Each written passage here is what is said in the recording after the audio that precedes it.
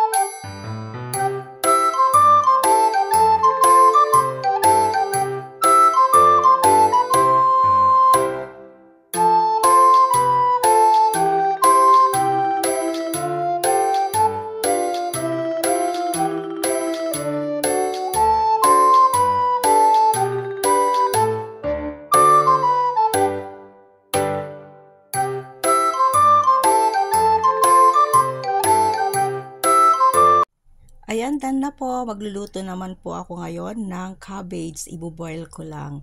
Yan po ang additional na ulam ko. Ayan. Ayan, pwede na po tayong kumain. Kain na po. Samahan niyo po ako. Ayan, salamat po sa panonood. Yan po ang ulam ko. Thank you, guys. Please don't forget to like, share, and subscribe my channel, Momshi TV Vlog. God bless everyone!